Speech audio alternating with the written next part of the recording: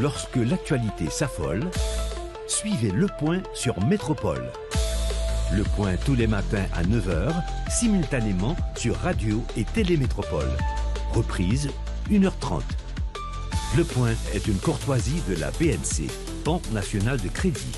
Unipièce, représentant les batteries Bosch, Arcordia Shipping et Lisa Lotto.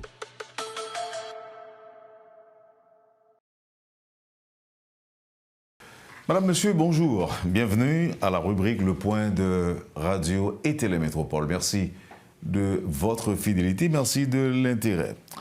Avec nous ce matin sur le plateau, le professeur Jean-Euler Auguste. Il est avec nous ce matin à l'occasion de la parution de son ouvrage « Comprendre la GRH à travers des anecdotes ». Il s'agit là d'une approche haïtienne. Alors d'abord, pourquoi ce livre? Quelle est donc la nécessité d'un tel outil, si je peux l'appeler ainsi? Le professeur est avec nous pour des éclairages. Ce livre apparemment est destiné aux patrons, aux salariés, aux ouvriers, aux employés et tout ça. Il est question de bien comprendre la fonction publique, d'autant qu'on parle de la gestion des ressources humaines. Bonjour professeur, merci d'accepter d'être avec nous ce matin pour cet éclairage. Bonjour, monsieur Théodore. Et d'abord, je voulais remercier les dirigeants de Radio Télé Métropole et vous, d'ailleurs en particulier, et vous qui me donnez l'occasion de parler de la gestion des ressources humaines et de présenter ce livre que j'ai écrit, et comme vous l'avez dit, est intitulé « Comprendre la GRH à travers des anecdotes, une approche haïtienne ». Donc, j'ai voulu écrire ce livre après plus de 40 ans que j'étudie, que je professe, que je pratique la gestion des ressources humaines en tant qu'enseignant dans les universités, en tant que formateur à l'occasion de séminaires tant pour l'administration publique que pour le secteur privé. Donc j'ai voulu marquer le point et diffuser un peu mieux et un peu plus cette discipline qui est malheureusement, qui n'est pas très connue ou qui est mal connue par beaucoup, et même que ce soit par les étudiants, mais surtout par les salariés et même par les entrepreneurs et les dirigeants. Donc c'est l'occasion pour moi de leur offrir la possibilité de mieux saisir, de mieux appréhender cette fonction, gestion de ressources humaines, qui est éminemment importante dans le cadre de la gestion d'une institution. En survolant le livre, j'ai pu remarquer que vous avez un parcours assez important, de solide formation, je dirais, en termes de ressources humaines. Et vous avez même été au Venezuela et en France aussi, au Canada. Oui. Et pour les études en ce sens. D'abord, il est vrai que le livre, à bien comprendre la démarche, est plutôt une collection d'anecdotes, une collection de faits pratiques. Donc le livre est plus que pratique que théorique. Je ne sais pas si je me trompe. Je dirais moitié-moitié. Moitié-moitié. OK. Maintenant, pour rendre notre démarche beaucoup plus, je dirais, pas théorique, mais pratique, comment vous pourriez définir pour nous la fonction ressources humaines? Comment vous pourriez le définir? D'accord. Il y a une multitude de définitions que l'on donne à la fonction ressources humaines. Et moi, j'ai choisi de concevoir une définition simple et qui dit tout naturellement que la gestion des ressources humaines, la fonction ressources humaines, c'est tout simplement constituer un personnel et puis prendre des mesures, des dispositions, utiliser une méthode de gestion et pour fidéliser ce personnel et pour permettre à ce personnel, et la fidélisation du personnel passe naturellement par le fait que les employés doivent avoir doivent avoir la certitude que leurs intérêts personnels et leurs intérêts professionnels sont liés aux intérêts de l'entreprise. Autrement dit, chaque personne qui travaille dans une entreprise, dans une institution, a ses propres objectifs personnels, ses propres objectifs d'évolution professionnelle, mais l'entreprise aussi à des objectifs qui sont fixés. Donc, il faut bien qu'il y ait, comment dire, conciliation entre ces deux séries d'objectifs et c'est ce qui va permettre aux employés, au personnel de se consacrer réellement à faire progresser l'entreprise parce qu'ils savent, ils ont conscience que cela aussi va dans leurs propres intérêts. Est-ce qu'il n'y a pas lieu d'établir une différence entre administration publique et fonction publique? Ah oui, tout à fait, tout à fait. L'administration publique, il y a cette confusion, puisque c'est une question qu'on me pose souvent, il y a cette confusion que beaucoup de gens se commettent. L'administration publique peut être définie comme l'ensemble des institutions chargées de gérer les affaires de l'État. Tandis que la fonction publique, c'est plutôt, a été... Disons que l'expression fonction publique a été inventée en France un peu après la Deuxième Guerre mondiale, quand les Français recherchaient une expression équivalente à ce qui existait déjà dans les pays anglo-saxons, le civil service. Le civil service aux États-Unis, en Angleterre, il y avait déjà ça. Et c'était une institution aux États-Unis qui était logée même à la Maison-Blanche, qui était responsable de la gestion du personnel de l'administration publique. Alors les Français voulaient quelque chose d'équivalent. Et c'est ainsi que au cours de discussions, quelqu'un a lancé l'expression fonction publique. Et c'est ainsi que l'expression fonction publique est venue pour désigner d'un côté l'ensemble du personnel, mais aussi les dispositions qui sont prises pour gérer ce personnel. Donc, en fait, quand on parle de fonction publique, on parle de gestion ressources humaines. On peut dire tout simplement que fonction publique, c'est synonyme de gestion des ressources humaines de l'administration publique. Est-ce que ça n'a pas évolué à travers le temps? Bon, ça évolue, bien sûr, ça évolue en permanence, puisque, alors, bien sûr, alors il y a une question, une remarque que vous avez faite tout à l'heure, et concernant le secteur privé et le secteur public, bien sûr, il y a une différence dans la perception, puisque l'administration publique a une philosophie et le secteur privé a une philosophie. Donc, ce qui fait, cela influe aussi sur la manière que ces deux secteurs conçoivent la gestion de leur personnel et la gestion en général de ces deux secteurs, de ces deux grands secteurs d'activité. Donc, oui, allez-y. Donc, vous avez établi la différence entre fonction publique et administration publique. Maintenant, voyons pour ressources humaines. Quand vous parlez de ressources humaines, vous faites allusion à quoi? Vous voulez dire, qu'est-ce que vous voulez dire alors? D'accord. À l'origine, je voudrais d'abord dire que, encore une question que des étudiants me posent souvent, d'où vient cette fonction ressources humaines qu'on dénomme aussi gestion des ressources humaines? D'où vient-elle? Eh bien, ça a commencé à partir du moment où, dans l'évolution du monde, il y a des personnes qui travaillent sous la supervision d'autres personnes. Naturellement, cela se faisait sur le plan pratique. On n'avait pas identifié cette fonction de manière isolée, mais avec le temps, au fur et à mesure que les sociétés évoluent, et des gens, des penseurs, des spécialistes se sont mis à étudier, à analyser le phénomène de gestion, et ils ont fini par d'abord faire évoluer ce qu'on appelle d'abord la science administrative. Et dans le cadre de la science administrative, on a découvert qu'il y avait une fonction dont on n'avait pas encore conscience, mais qui existait déjà, c'était la gestion des ressources humaines. Puisque à l'intérieur de la science administrative, qui prend tout dans le sens, globalement, il y a cette partie-là qui concerne les hommes et les femmes qui travaillent. Il y a des dispositions que le patron prend, la façon dont le patron parle avec les employés, la façon de passer des ordres, les réactions des employés. C'est tout cela qu'on a étudié et qu'on a fini par comprendre que c'était une fonction particulière qui se situe bien sûr dans le cadre de la science administrative, et on l'a isolé, et cela est devenu avec le temps ce qu'on appelle aujourd'hui gestion des ressources humaines. Est-ce qu'il y a lieu de parler de gestion des ressources humaines quand très souvent on entend des patrons dire « yo paye l'argent », dégagez, faites travail. Bon, oui, c'est une réaction très souvent que les gens savaient. Il est vrai que j'ai l'impression que ce comportement a un peu diminué. Mais précisément, à un certain moment, alors puisqu'on parle de l'évolution de la fonction ressources humaines, il faut bien dire aussi que l'expression fonction ressources humaines est une expression générique qui englobe les trois, je dirais, aujourd'hui, on peut même parler des 4 étapes dans l'évolution de cette fonction ressources humaines. Au départ, quand on a commencé à analyser le phénomène, quand on a commencé à codifier les éléments de cette fonction, on parlait plutôt d'administration du personnel. Et à ce moment-là, un responsable du personnel avait pour devoir de faire respecter les procédures. Et c'est dans cet esprit précisément que les patrons disaient souvent, quand un employé manifestait un peu de paresse ou bien un peu de manque de compétences, on dit précisément, mon chef, dégagez-vous, faites travail, vous payez l'argent. Mais on a fini par comprendre que payer un salaire, ça ne suffit pas pour motiver quelqu'un.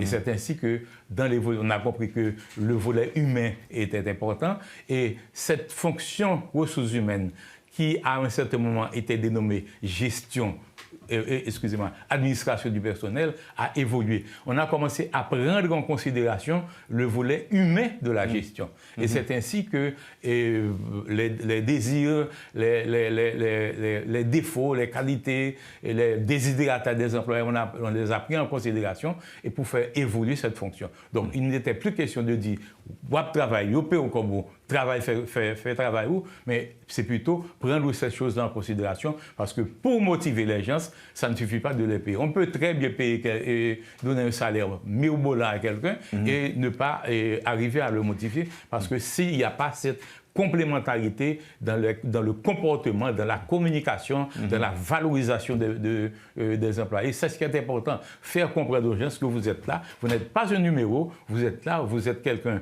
Bien sûr, il y a un patron qui dirige, mais le patron, c'est une personne comme vous et qui vous respecte et qui vous permet aussi de vous valoriser en tant que personne et c'est ce qui va faire que l'employé va développer précisément cette motivation. Nous sommes dans la gestion des ressources humaines.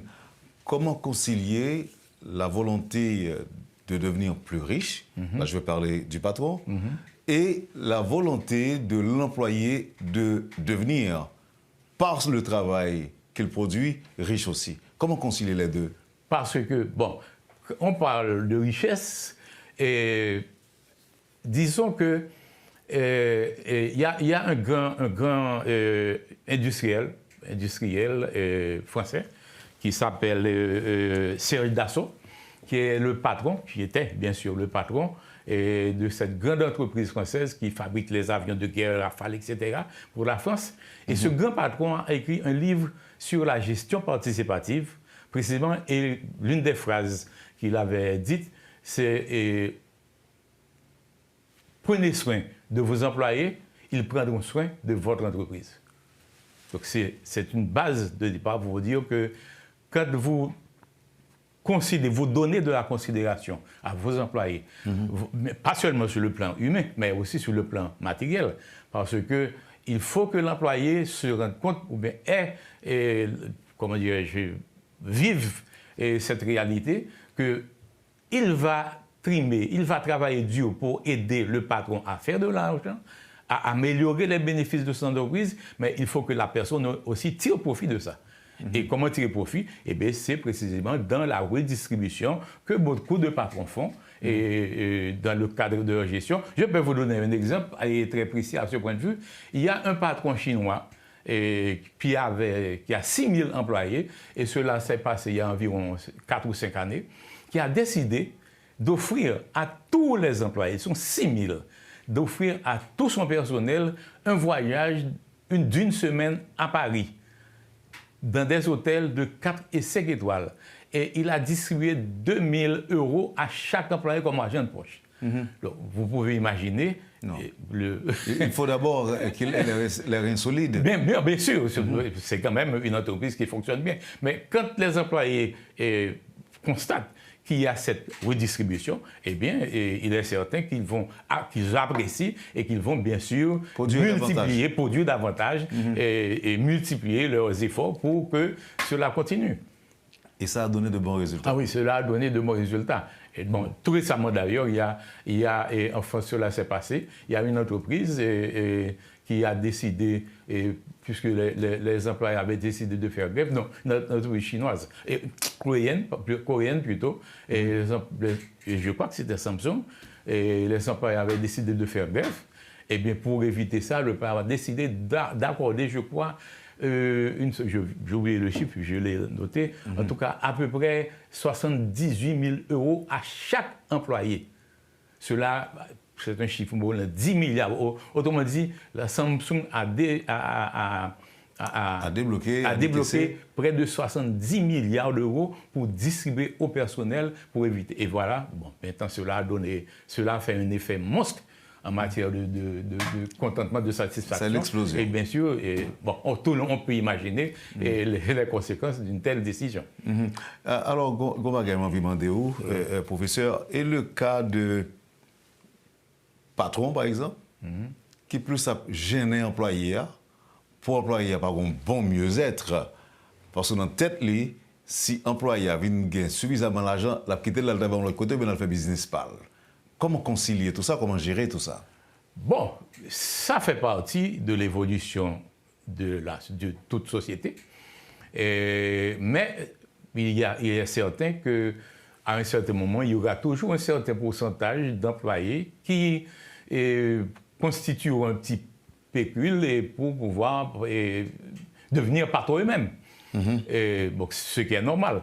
Mais il n'empêche que quand le patron prend en considération précisément ce volet d'évolution professionnelle, d'évolution sociale aussi de ces emplois, parce que c'est aussi de ça qu'il s'agit.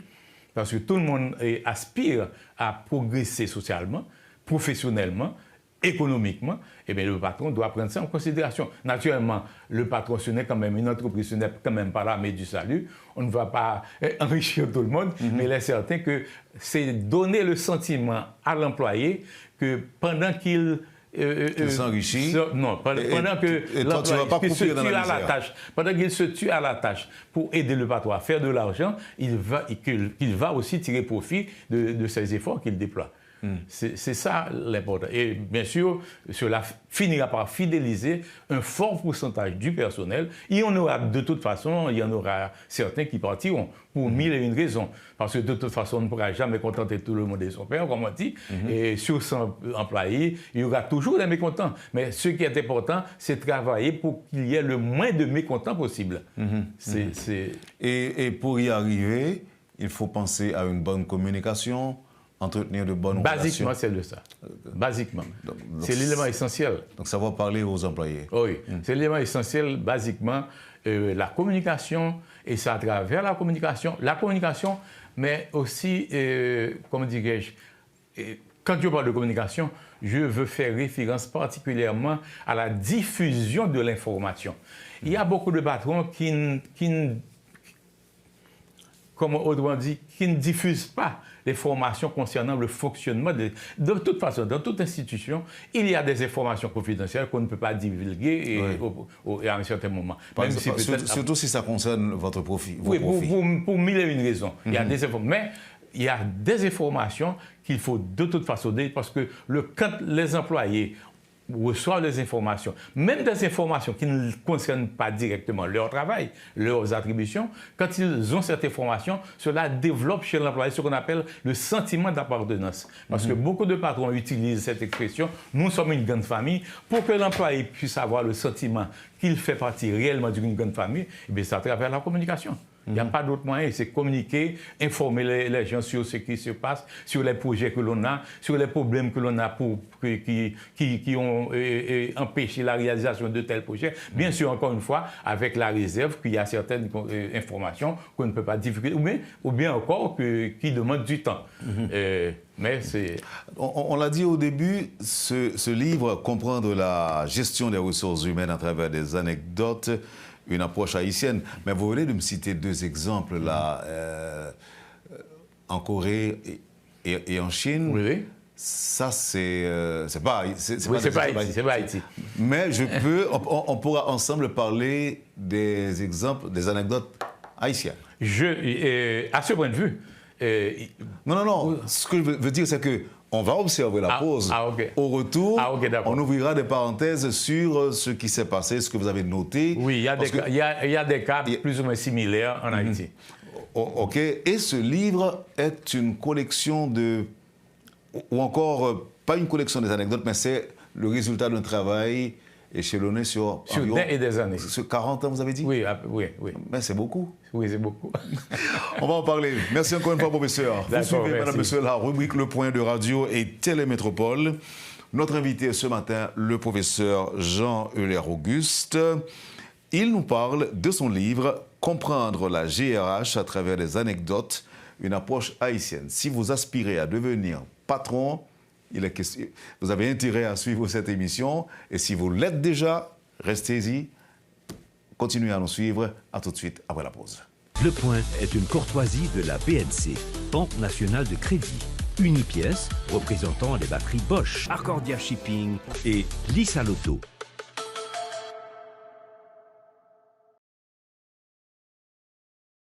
Bienvenue, madame, monsieur, à la deuxième partie de la rubrique Le Point avec le professeur Jean Euler-Auguste. Comprendre la GRH à travers les anecdotes, une approche haïtienne. Alors, je souvent invité moun suivre l'émission, je souvent fait ça. Même, par contre, si vous remarquez, avant pause là, moi, je dis, s'ouvre les vignes patron. Oui. Ou bien sous patron déjà, ou bien intérêt branché pour suivre nous. Parce que pendant qu'on parle, ça qui a passé dans la tête, moi, c'est vraiment des expériences haïtiennes, comment des patrons traitent leurs employés et tout ça. Et comment une série de salariés comprennent patron et tout. Tout à fait. Souvent, il y a un problème des deux côtés. Oui, des deux côtés. Des deux côtés. L'incompréhension, je dirais, s'installe dans les rapports, même, je dirais, entre patron et salarié. Salarié qu'on comprend que patron a tout pisé, patron a exploité lui, et patron lui-même, qu'on met dans la tête que depuis le jour où aller, la jeune monde pour remplacer. Donc, ce qui qu'on paralyser, si vous voulez, et relations et affecter résultats que qu'on est capable de joindre. Donc, comme on même travaille ça, on dit nous que son travail qui est échelonné sur 40 ans, qui peut accoucher un livre qui sont collection d'anecdotes. D'ailleurs, partagé, j'en suis fait tout à l'heure dans la première partie de l'émission, partager avec nous quelques expériences qui baillent de bons résultats. Ok. Moi, t'ai noté tout à l'heure. Bon, malheureusement, le résultat n'est pas bon. Mais expérience, il n'est pas obligé de faire bon résultat. Bah, nous exemple, et puis pour ne pas commettre les mêmes erreurs. Ok, tout à fait. Oui. Alors, je vais vous donner après sur l'affaire communication. Et une anecdote que je vais dire.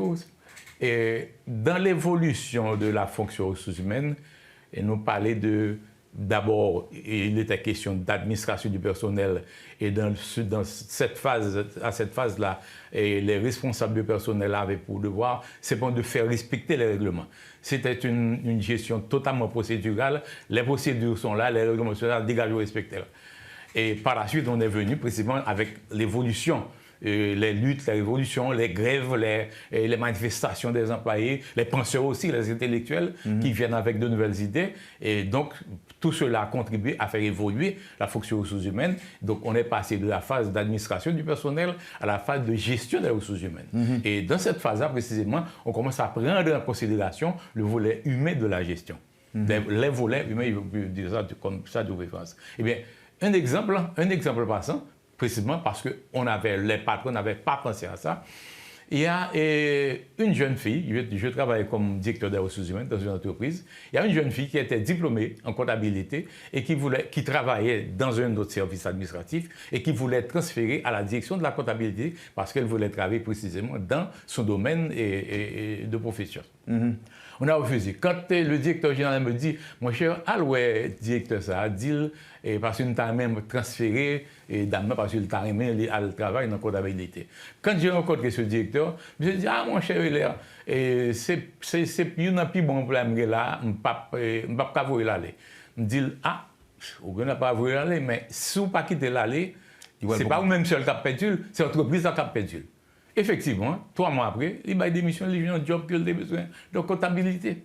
Donc, précisément, quand le patron, parce que tout autant et que vous avez, en tant que patron, en tant que dirigeant, que vous avez la possibilité de permettre à un employé de progresser, parce que s'il te permet d'employer à faire à la comptabilité, il a encore meilleur résultat que dans le service côté puisque c'est son domaine. C'est ça l'étudier, c'est ça l'apprendre travail, c'est ça le vrai travail. Vous voyez là, puisqu'il y avait de la possibilité. Mais précisément, avec ce comportement, en fait, l'entreprise a perdu ce bon employé ça que le directeur n'a pas fait perdre. Mais ça ne veut pas dire que l'entreprise a un problème après. Non, pas du tout, au contraire.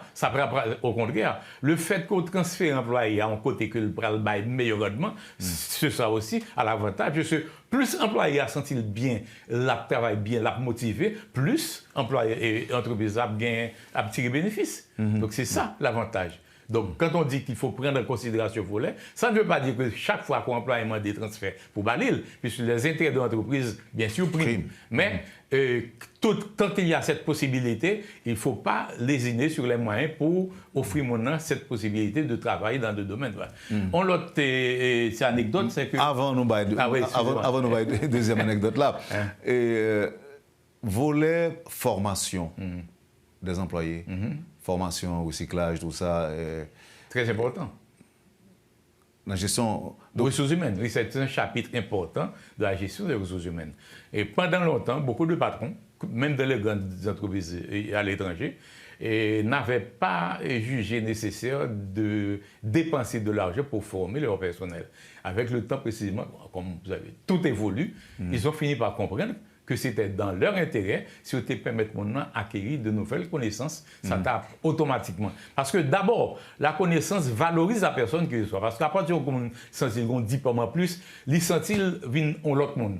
Ok, puisque la connaissance... Il va le travail pour le meilleur. En plus, il va le travail. D'abord pour sa personne, pour sa propre fierté, les sentis ont connaissance en plus. Il ne parle pas les plus, les livres dans le salon pour le blague, la plus à l'aise pour parler d'autres choses. Mais maintenant, dans le cadre du travail, aussi, c'est l'avantage pour le patron d'avoir quelqu'un qui est mieux formé, qui maîtrise mieux comment dire, son travail, ses attributions, et capable de meilleurs résultats, qui va faire augmenter la productivité. Même que dans la pratique, exemple pas toujours intéressant, il y a un employé qui fait une jeune formation et veut tout aller. Ah oui, mais maintenant les patrons,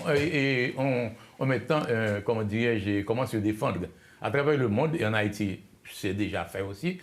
Quand un patron paie une formation pour un employé, que ce soit sous forme de congé, parce que le patron a une formation, mais il pague l'argent pour le financier, mais il a dit, m'a 2 mois congé et je continue à vous payer votre salaire pour qu'elle forme. Bien sûr, il faut que la formation soit en rapport avec le travail que fait la personne au sein de l'institution. Maintenant, le patron n'a pas qu'à payer l'école là, mais il paye pendant pas de travail, pendant 2 mois, 3 mois, il paye au salaire. Mais maintenant, le patron vous dit, avant de partir, vous allez signer un contrat qui vous oblige à me fournir un certain temps de travail à votre tour. Autrement dit, bien sûr, au prorata de l'argent dépensé. Si vous allez tout de suite après, vous allez comme dépenser pour moi. Et cela, quel que soit comme là, que c'est simplement le salaire, que c'est parce que le patron avait financé la formation aussi. Donc, l'employé signe un contrat. Si vous allez, obligé de payer, pas seulement obligé de payer, patron, comme que vous dépensé pour la formation. Et surtout, on est là où l'inverse peut être tout aussi vrai. Soit aller après formation, et puis le retourner par toi dire, ah mon cher, moi dégageons de l'autre côté. Dans le privé, pas vrai. Cela se passe très largement dans l'administration publique. Personnellement, je l'ai vécu. À l'époque où j'étais jeune fonctionnaire et je suis parti pour la formation précisément en gestion des ressources humaines. À mon retour, j'ai été révoqué. Pour avoir passé tout le temps à l'extérieur? Non, parce que à l'époque, il y avait, c'était à la Chambre législative, il y avait un président de la Chambre et pendant mon absence, on a élu un autre président et puis il dit bon, c'était mon ancien président et puis il réveille tout le monde qui était mon ancien président, y compris moi qui venais qui était parti pour la formation. C'était donc c'était courant et j'ai l'impression, bon, cela a un peu diminué et un peu de vie prévale qui a mis, comment dire, une sorte de barrière contre ces choses-là. Je ne sais pas si ça va continuer, mais c'est peut-être l'une des belles décisions qu'avait prise Préval quand il était président. il avait interdit au ministre de révoquer les employés dans n'importe quelle condition. Pour qu'un employé, plus que fonctionnaire, puisse être licencié, le ministère, le grand patron de l'institution, devait produire un dossier avec des arguments convaincants, un dossier étalé sur 1 an, 2 ans, pour montrer vraiment l'évolution négative de l'employé, l'incompétence. Et ce dossier devait être envoyé à la Cour des comptes pour une première analyse, ensuite à la primature pour une deuxième analyse, et à ce moment-là que le Premier ministre peut donner le feu vert ou bien sûr, décider que l'employé, que les arguments ne sont pas aussi assez convaincants, donc il faut garder l'employé. Alors maintenant, pour un autre exemple, dans série anecdote. Ah oui. L'autre exemple que je voulais donner, c'est... Bon, alors ça a rapport beaucoup plus au leadership de certains dirigeants. Et en tant que directeur des ressources humaines, un beau matin, il y a une jeune fille, ma secrétaire me dit qu'il y a une jeune fille employée qui voudrait me voir, etc. Je lui dis, OK, fais-la entrer. Elle arrive, elle dit, bonjour monsieur Auguste, et on me dit que vous demandez à me voir. Je dis, mais non, pas du tout. On ne va pas demander du tout pour ça. Il dit, oui, et quand j'appelle son directeur, c'est à ce moment-là que le directeur me dit à l'interphone, c'est révoqué, après révoqué lui, donc pour qu'on annoncer ça. Je suis dans mes petits souliers. Bon, finalement, j'ai essayé de trouver les mots pour adoucir la mauvaise nouvelle. Bien sûr.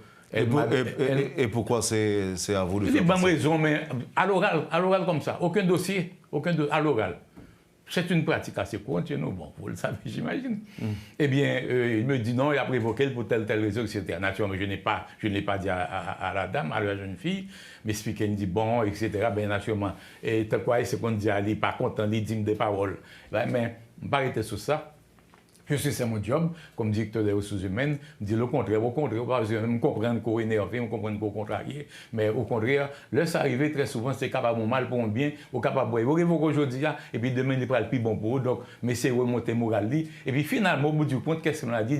Monsieur Auguste, moi, je regrette pas qu'on a depuis longtemps, est-ce que je suis beau avant d'aller? Et puis elle m'a fait 2 bisous avant de partir. Donc, elle a finalement calmé, collé, pour faire accepter, entre guillemets, révocation, mais c'était vraiment une très mauvaise... Mais comment rapport ou même avec l'ITI avant? Avec la jeune fille? Non, pas de connaître. C'était une employée, une grande entreprise. Elle travaille dans son secteur, dans sa direction. Je ne la connaissais pas du tout. Et c'était une bonne chose quand on vous a confié la mission de faire passer le message à elle? Non, mais en général, et très souvent, c'est là le drame. Les directeurs des ressources humaines vivent ce drame-là souvent. Tout à l'heure, vous avez fait référence à ça. Et à travers le monde, les directeurs des ressources humaines vivent ce drame. Ils sont en porte-à-faux. Les patrons ont toujours pensé que le directeur des ressources humaines a pris défense employé. Employé toujours pensé que le directeur des ressources humaines a défendu l'intérêt patron. Donc finalement, on est en porte-à-faux. Mais ça s'est bien passé pour la jeune femme après? Oui, bon, je ne sais pas, mais en tout cas, le jour de sa révocation, elle a fini par accepter. Et puis, comme on dit, alors qu'au début, l'homme fait qu'annoncer le nouvelle là, en gros, il manqué me dégâts, ok? Et bon, je ne vais pas prendre un piège là, malgré tout, m'essayer de calmer, parce que j'ai compris, effectivement, qu'une révocation de cette façon, c'est quelque chose vraiment qui est traumatisant. Est-ce que vous avez pensé au Code du travail dans le livre? Oh oui, j'ai fait référence au Code du travail. Il y a même certaines parties que j'ai reproduites et pour vous montrer précisément. Parce que le Code du travail haïtien, quand même, c'est un document qui est une avancée à l'époque, quand ce code est apparu la première fois en 1960, c'était une avancée dans la société haïtienne.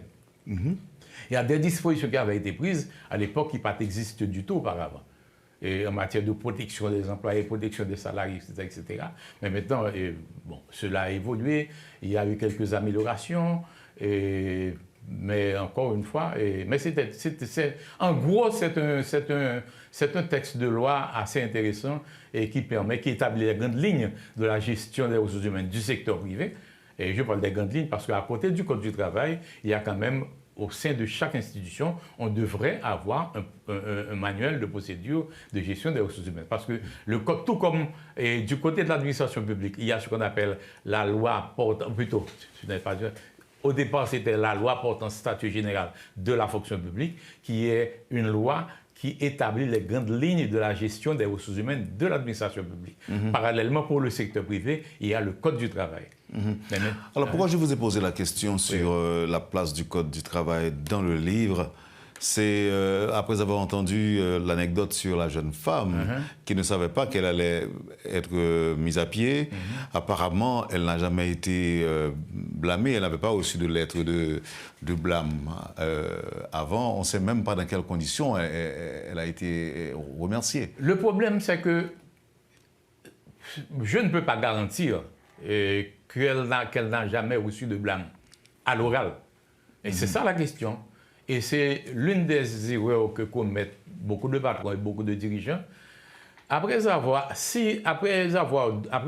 occasions de blâme à l'oral et de remontrance orale, il faut des documents écrits.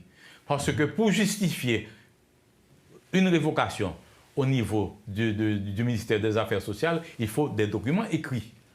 Alors, c'est pourquoi je conseille souvent aux patrons avec qui j'ai travaillé de sortir de l'oralité.